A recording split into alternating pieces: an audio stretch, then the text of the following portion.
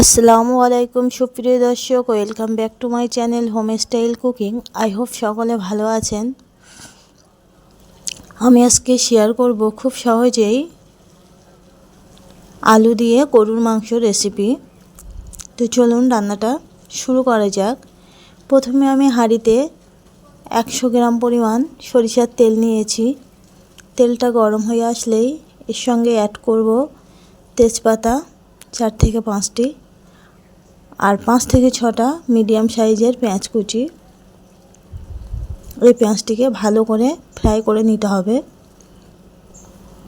পেঁয়াজ ব্রেস্তা মতো হয়ে আসলে ঠিক সেই সময়ে আদা, রসুন, জিরে, মরিচ আর গরম মশলা একসঙ্গে পেস্ট করা আছে। আমি এখানে 6 টেবিল স্পুন পেস্ট অ্যাড করব। তো মশলাটিকে আমি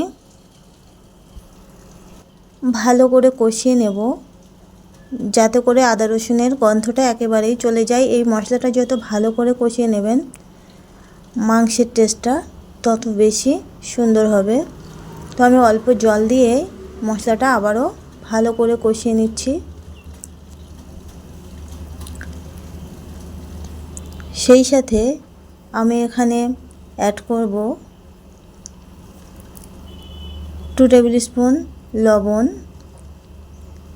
2 টেবিল স্পুন হলুদ গুঁড়ো, 3 টেবিল স্পুন লঙ্কা গুঁড়ো। এগুলোকে একসঙ্গে ভালো করে মিশিয়ে নেব। মশলাটা দেখুন আমার অনেক ভালো করে কষানো হয়ে গেছে। এবারে তেল ছেড়ে দেবে। তেল ছেড়ে দিলে আমি এটাতে মাংসটা অ্যাড করব। আমার এখানে 1 কেজি পরিমাণ মাংস আছে।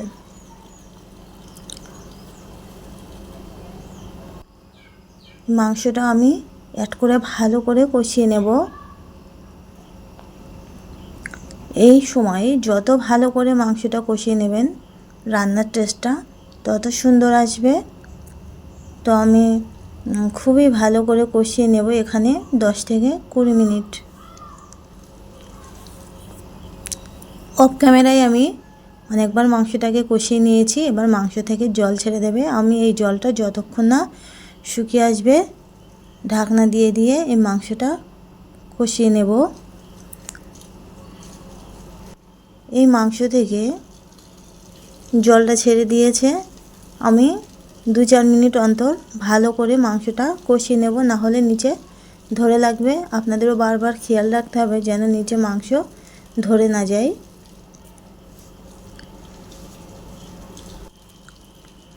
ভালো করে কষিয়ে নেওয়ার পরে আমি আবারও ঢাকনা দিয়ে দেব। দেখুন আমার ঝোলটা প্রায় শুকিয়ে এসছে। আমি ঠিক এই সময়ে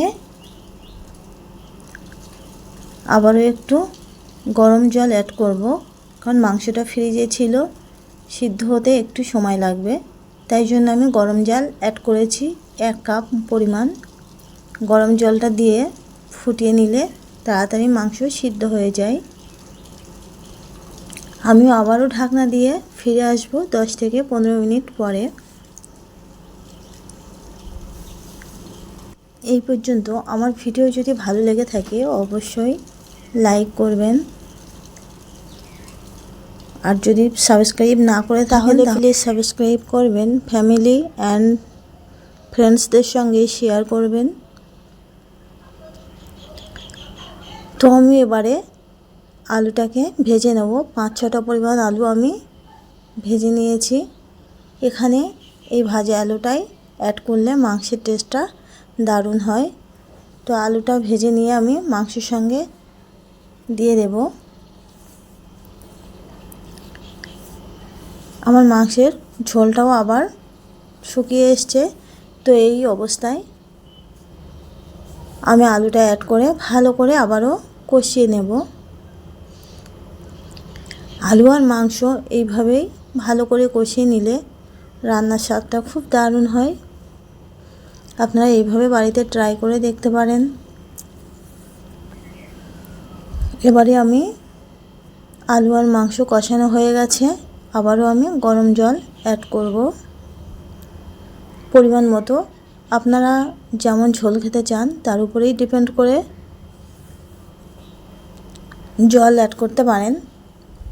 তো আমি এখানে 1.5 কাপ মতো আবারও জল দিয়েছি।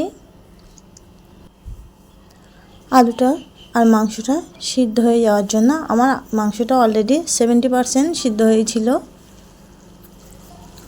আলু আর মাংস সিদ্ধ হওয়ার জন্য যতটা পরিমাণ জল লাগে ঠিক ততটা পরিমাণ আন্দাজ করেই জল ইউজ করতে হবে। এবারে আমি সব শেষে দিয়ে দিচ্ছি গরম মশলা গুঁড়ো। আপনারা যে কোনো ব্র্যান্ডের গরম মশলা গুঁড়ো অ্যাড করতে পারেন। তারপরে আমি আবারও ফিরে আসছি, দিয়ে দেব কাঁচা লঙ্কা। এই সময় কাঁচা লঙ্কাটা দেওয়ার কারণ হচ্ছে